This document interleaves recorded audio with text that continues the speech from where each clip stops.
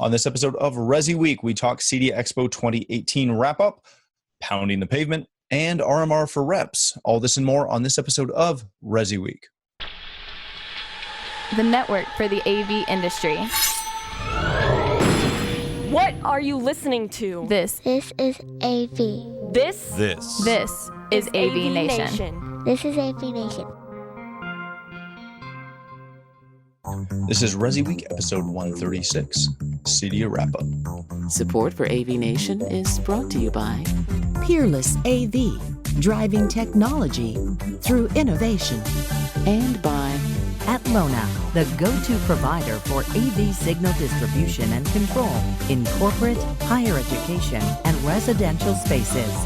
Welcome to ResiWeek. This is your weekly wrap-up of all the latest news and stories for the residential AV industry. I'm your host, Matt D. Scott for AVNation.tv, and today I'm pleased to be joined by the one and only Jeremy Glowacki. He is the executive editor of Residential Tech Today.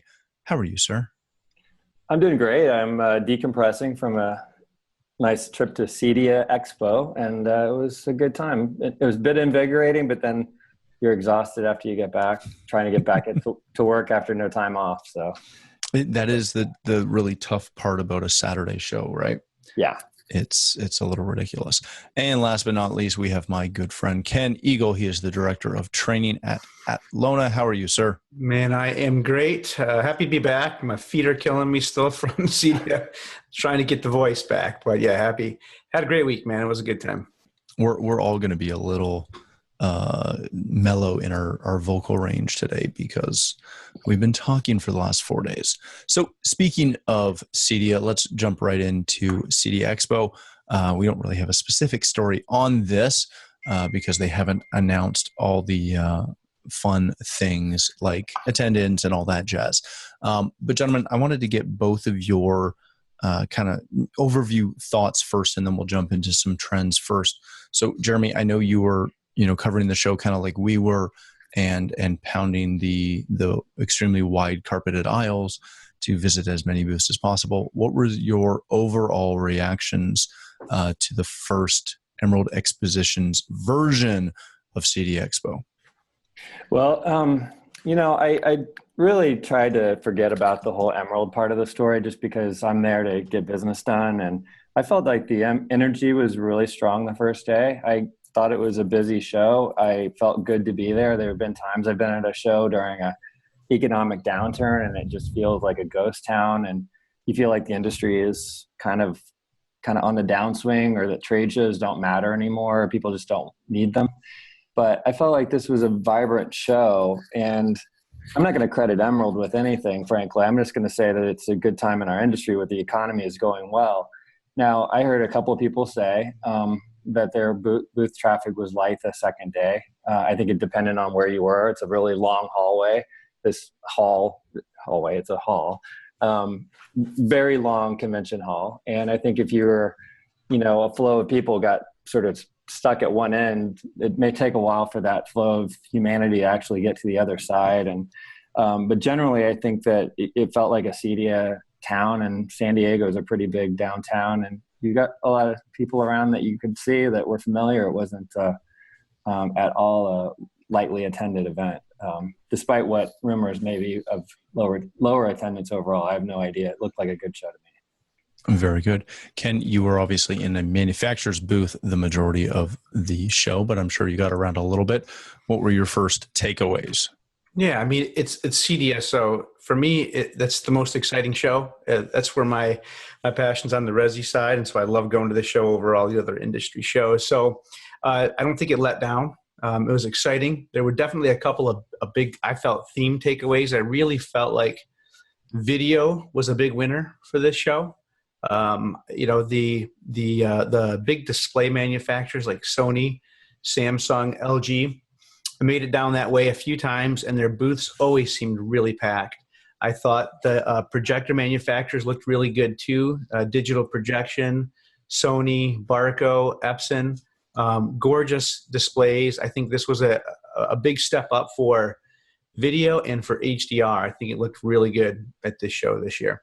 To Jeremy's point, the way that the hall is laid out, right, it is kind of long and narrow, and it did feel like a lot of traffic stuck on one end, kind of what I would call the video end of the hall. At Lona, my company, we were located in the middle. So it felt like a lot of traffic to one side. It felt a little lighter to the other side. Obviously, it ebbed and flowed throughout the day. The other side of the hall seemed to be maybe a few more do-it-yourself kind of brands mixed into there. I don't know in the future, maybe if there's a way to intermix that a little better so you spread the traffic out. But going back to video, I thought that Screen Innovations had a real attractive booth and looked like they had some pretty good traffic too. Very good. Jeremy, I do want to ask you this as far as the trend-wise. What was Ken seemed to really focus on the video side of it. That was kind of his overarching trend. What was your overarching trend? Well, I mean, more targeted individual things I observed, I guess. I would definitely say that the video aspect was great. And that's amazing because remember when there were a couple of years where there was nothing from a video company, and it was turning into a gadget show or a behind the scenes, solution show. And it was a really boring show. I mean, frankly, these are things that you need, but to walk around, there was no visual eye candy. Now there's tons of that stuff. And with 8K sort of pushing the envelope in terms of where they're going with technology, it's making them work a little harder again. And pictures don't always look great because they're still trying to figure out how to make 8K show up on a screen. But every now and then you see like a digital projection, you're like, holy cow, that is beautiful. And I finally saw Samsung's The Wall in person because I didn't go to CES, and I was blown away by that. I didn't expect what I saw. I mean, it was just like that better. That was cool. My eyes started to tune in a little bit. I started to see the panels and I understood what was going on after I was initially, but I mean, generally that's going to work amazingly. Lutron's tunable white demo, that was so Ketra. cool. Ketra, yeah, they acquired Ketra a year ago, and they were finally able to show what I've been talking about, what I've been reading about, this tunable white, this human-centric lighting thing. And they do a 1-minute demo where it's basically the sun going through its cycle in 1 minute quickly. So your eyes your brain kind of freaks out because you feel that warm noonday sun and the warmth as it goes toward the afternoon, and it kind of tricks your mind a little bit. And then lastly, I think the power side of the story, which is kind of a forgotten category sometimes, and it's not necessarily power management or surge protection, but like the battery backups and all of that. Sonnen, that company that's doing big generator products, Savant's doing that as well. You've got obviously other brands that are working in that category. Rosewater's been doing it for a while, and it's an expensive proposition, but it's like getting off the grid, at least temporarily, being able to work with lengthy power outages. And I think that there's a lot there to be explored and an opportunity for integrators to make money in a different category that they're not currently in. Very good. Yeah. Thank you for stealing all of my big hits, because those were mine. All right. Yeah. I would say probably the biggest thing that I noticed everyone talking about was video over IP. Obviously, Lona has an amazing demo with HDR and Dolby Vision. Yeah. Which that was we got to talk to. I'm blanking on his name right Nick. now. Yeah, we talked to Nick. Thank you. And that's revolutionary in the way in which you guys are managing that. And then of course Samsung with The Wall, which I've seen a couple of times and have interviewed them about, but also their 8K display panels. I can't tell you how much they're going to be, but I know, and it's shocking where they're going to come in with the AI that they're doing and the machine learning, to where you'll be able to watch something that you've upconverted to 8K today, and then potentially in the perfect world watch it again in a month, and it'll have that potential to look better because their AI has gotten better. And those algorithms are changing and being updated. I found that to be utterly fascinating, the way in which they did that, because they gave us more information about how they're doing it than they could at Infocom when we first saw the commercial version of that. And of course, everybody knows I'm a big lighting and Lutron type guy. And that catcher demo was fantastic. It was one of the interviews that we snuck into our schedule because I wanted to be able to capture it on camera, not just talk to a PR person about it, but actually get somebody in there and show it on video. Because Jeremy, you didn't get into this aspect of it too. But one of the things they did in that demo, which you'll see when we post our interview from it, is they highlighted a bouquet of flowers as well as a painting.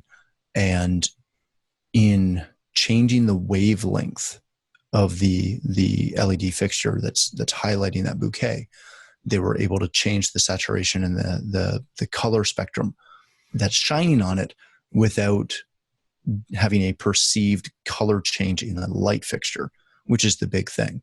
It's very easy to, in stage lighting, for example, throw a different color light on the stage and evoke an emotion. But on a device and a bouquet in this case, to change the wavelength so there's no discernible change in color temperature or color output, but have that actually change, was incredibly fascinating to me. I forgot about that. That was awesome. And equally with the artwork, I think they were sort of pitching it as trying to replicate the kind of color temperature that would be in the place where that painting may have been painted or something like that, which of course I don't know how you figure that out, but French color lighting, something like that. But it's like anything. You go through any, good museum, and they're lighting things within the museum to make those paintings or those sculptures pop. This is that opportunity. Like we've been doing this, and this is a tenet of, lighting design, to highlight the things that you want to highlight. But the way in which with tunable light you could start to do this is really fascinating to me. And there were a couple manufacturers showing, Lumistream was one, who also were showing low voltage LED with warm dimming and daylight cycling essentially, circadian rhythm, so that if you're working a night shift, you can actually get your lights to represent the sun, so that it's easier to live when you're on that night shift. It's fascinating things, and it's something that's really going to push us forward. The last thing that I'll mention before we get back to you guys, as I've now taken the majority of the opener, because that's what I do. It's my show. I'm in charge. I did get a moment to speak with Charlie Kindle, who came to Control4 from Amazon. And that was it was very interesting talking to someone who's come from, essentially big tech into our channel.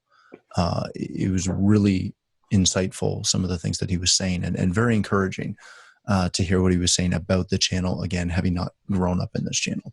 And that's all I have to say about that.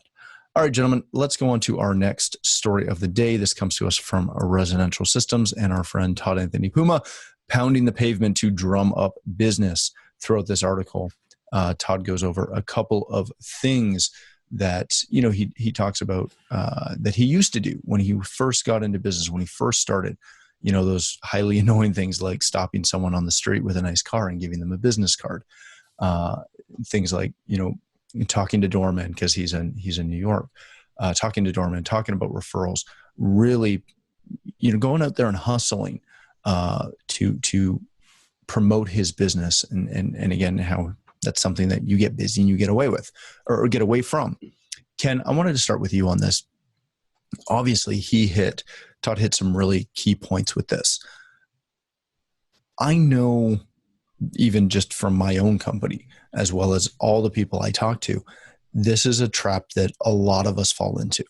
We get really busy with day-to-day work, and we stop going out there and trying to find new work. We kind of know that that's important, but how important is it to continually dedicate time to not chasing down work, but searching out business? See, that's an interesting challenge. And as you may or may not be aware, in the early 2000s, for 7 years, I had my own custom AV company up in Detroit. So 7 years, great business. Absolutely love doing that. So I know exactly what Todd's talking about here. And as a small business owner, the challenge I always found myself in, that I know a lot of people find yourselves in, is you wear so many hats. And while you're out pounding the pavement, that's great until you get those jobs. Then you're writing quotes. Then you're helping pull a cable. Then you're doing trim out. Then all of a sudden you're programming and trying to answer all the customers' needs. And then that job finishes up and, oh my gosh, I forgot to book more jobs for when this one's done. It's an easy cycle to get lost in until you get enough of your own employees and your own sales team that you can trust to begin handing some of those responsibilities off to, so that you can go back to selling or get somebody else involved in selling if that's not your strong point. But I think that's really key, that you always go back to that well and you're continually lining up work so that you never have that downtime. And it very well may be that the business owner is the guy out selling or the lady out selling. But again, if that's not your strong point, then you got to hire somebody and they've got to be pounding the pavement. But somebody always needs to be doing it. I know some of the places where I personally found the most success wasn't always in just those one-offs, but it was for me in creating relationships with builders and with remodelers. Now, the builders are great because they're probably building new homes, maybe 1, maybe 5 a year. You don't know. But you get in a cycle with them where they're continually feeding you new homes. But new homes, they run it in cycles. So you're not always going to be busy, right? Until the last minute when you can get back in. So in between all of that, you got to have something else to do. And this is where I would always have at least 5 remodelers who I would network with, because they're always doing something. They're redoing a master bedroom. They're redoing a living room. They're putting an addition off the back of the house. They're finishing a basement. And inevitably, there's always something, even if it's just hanging a flat panel display with a set of speakers in a master bedroom or over a fireplace. It's a great way to keep out there, to keep your trucks rolling, to keep your guys out doing something, to keep revenue flowing, to train new guys who are coming in. All of those things. So yes, it's absolutely important. And I think Todd's right on in his story. You have to keep pounding the pavement. Jeremy, something that has stuck with me for a long time, and it's something that I do almost every week, with the exception of weeks like this where I just got back from a show. And it actually came through a mutual friend of ours through John Siaka. And one day we were eating, having dinner at a show, and we got talking about business, and he said that he always dedicates 1 day a week where the only thing he does is try to foster new business. And I think that's something, again, Ken hit it right on the head, but how important is it that we don't miss these opportunities to schedule ourselves time to foster and be fishing in that well? Yeah, well, I think that's an excellent idea. First of all, this article is really entertaining to read because it reminded me of one of the first things I read involving Todd, and it was an interview, ironically enough, John Siaka did with him. And John we did an early piece with Todd, and then I kind of forgot about Todd, and then all of a sudden he's doing an article on his own personal blog with Todd about working with celebrities. And it was about specifically Hugh Jackman, who had been in Wolverine, but wasn't as enormous as he is now, but he was still pretty big A-lister. And he knew where he lived in New York, and he literally stalked him for weeks. He hung out to try to have that accidental meeting with him, like, oh, I know you are, and here's what I do, and give him a card. And it was similar to what he talks about in this article. And it was just this perseverance of getting this one big fish. Like he really, for some reason, had his eyes on he probably because he was the one big celebrity he might have found out he lived there. But I think from a more like down to earth practical standpoint, people that don't live in a celebrity place where, you've got these big name guys.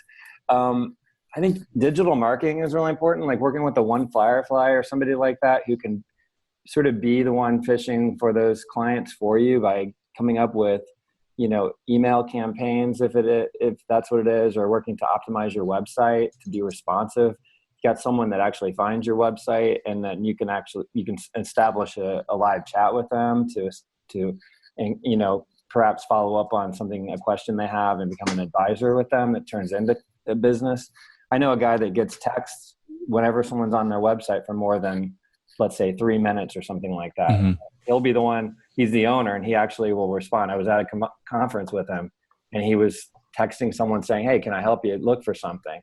And those are brilliant little tools that aren't, pounding the pavement, but they're following up on digital leads. I've heard a lot of guys who join business networking groups in their community. You might have like a remodeler in that. You may have a lawyer. You may have a medical professional, someone who could be doing commercial office renovation, who knows someone that's also doing that. And it is just a networking group, but there is only one of you in that group. Mm-hmm. There's only one of that type of professional in that group, and they all trust each other, and they refer to each other or refer business to each other when they need to. And I think that and Chamber of Commerce things and other, fundraiser type events where you can actually just become known as one of them, these professionals in your community, and the specific thing that you do that they probably know no one else who does it, can turn into new business. I think all those are beneficial ways. Very good. All right, gentlemen, let's hit our last story of the day. This comes to us from Residential Tech Today, which is Jeremy's magazine. OneVision creates an RMR program for their manufacturer reps. Essentially, if you don't know what OneVision resources do, they provide service platforms for dealers.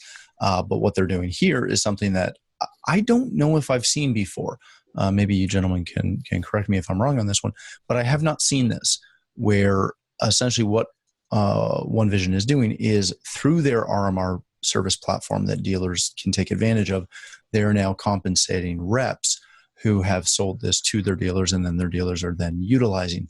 So not only is the dealer making RMR, but so is the tech rep who is helping that dealer and connecting that dealer with OneVision. Jeremy, I want to start with you on this. RMR is still that kind of holy grail within the industry. We still haven't seemed to completely work out how to do this. This is a new push, which again, I personally have not seen before, but I know that there are a lot of integrators who have a very tight relationship with their dealer rep. Maybe sometimes more than that manufacturer. Is this something that can potentially help RMR? Is this the missing piece that RMR for our industry has overlooked? Well, credit to reps that are still out there pounding the pavement, doing the things that they have to do. This is a tough world for reps these days. Some companies don't believe in reps anymore, but I think for those who still are using them, I think OneVision has seen the value in having that kind of field representation there. Mm-hmm. I think for OneVision, they're seeing, as brilliant as they are with their concept, and there are competitors in that space, they're not the only ones doing this.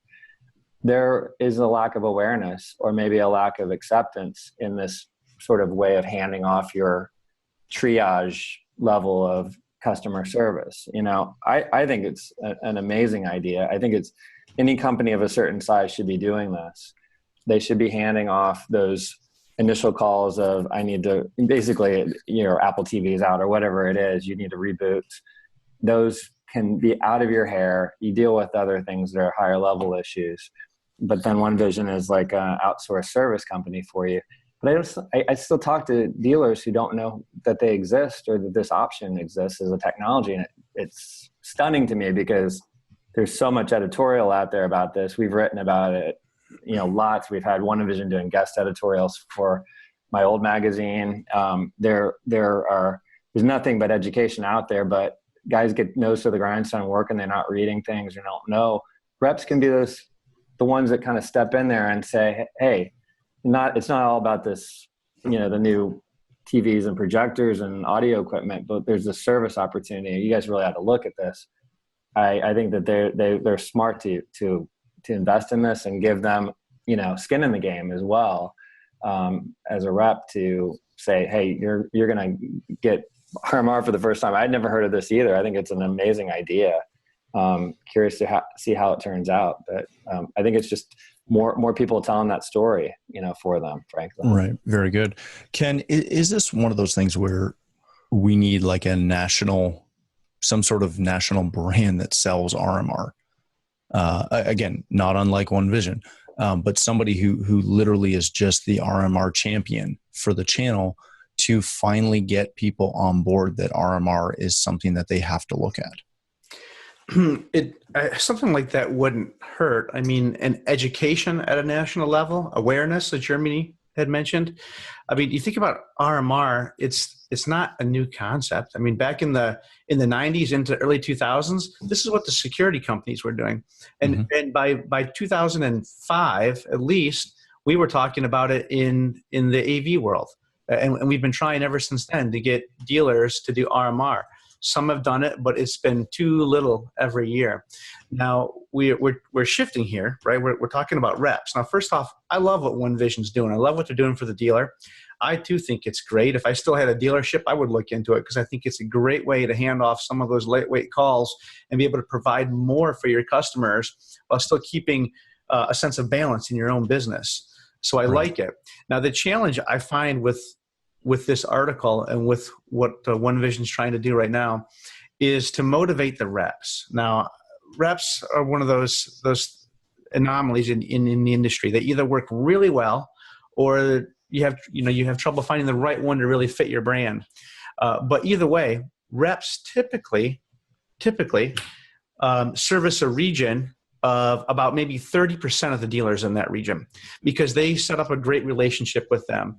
And I speak this way both from buying from reps and having worked for several manufacturers and hiring reps. Reps tend to service a couple of really strong accounts in that area. So they provide a high quality service to a finite number of customers. They don't have a huge volume of customers. And I think for them to take advantage of this recurring revenue model, they probably need to have a larger volume of customers to really see the benefit of it. So that could be a challenge for them to jump on board. If I'm a rep and I'm thinking, yeah, I can really push this and go on, but if I've only got 15 dealers who are really going to jump on this, is that enough? Maybe I need 75 to really see the benefit of this model. So if they can find a way to still service their core group of customers while offering this RMR model to a larger customer base within their region, then I think they could find success with it. Very good. All right, gentlemen, we have to leave it there, unfortunately. Jeremy, if people want to connect with you, find out about the new magazine, subscribe to it, all that fun stuff, where can they do that? Well, definitely check us out. We're a new publication. We launched at CEDIA, and we've got a great, I think, really high-end print quality on our print magazines, and we have a website at RES Tech Today, so restechtoday.com, and you can subscribe there. There's a good deal going on. It's a paid subscription, which is unlike our industry, unless you're a CEDIA member, and you can get it for free for the year. Unless you're in Canada, Matt, sorry. And so my Twitter address changed, and it's at Glowacki_Jeremy. And good luck with the spelling there. I won't bore you with all of the little tiny details. Sorry. Follow me, and I follow Jeremy, and you'll find them. Thanks. Very good. Ken, thanks so much for joining us. Thanks for taking time to let us hang out in your booth this week. If people want to connect with you, learn more about Atlona and all of your products, including your new Dolby Vision codec upgrade, where can people do that?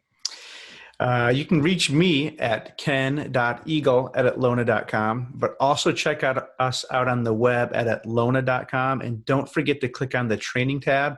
Go to Atlona Academy. If you're not already taking advantage of the free courses through Atlona Academy, you need to jump out today and do that. We have over 10,000 people in the AV industry globally going through the Atlona training programs. I'm telling you, you'll love these. These are all certified classes. If you can't get in to go through the courses, at least jump out to our YouTube channel and check out all the free videos out there. We get tons of great videos. They launch every week. Excellent. Thanks again for joining us, gentlemen. For myself, if you'd like to connect with me, you can find me at Matt D. Scott on Twitter and pretty much every other social platform. But more importantly, please stop by AVNation.tv, where you'll find this show as well as a wide variety of our other shows with all the verticals that we cover. When you visit the website, please take a moment to check out our underwriters. We're extremely thankful for their support and ask that you support them as well. Thanks again for watching. That's all the time we have for this episode of ResiWeek.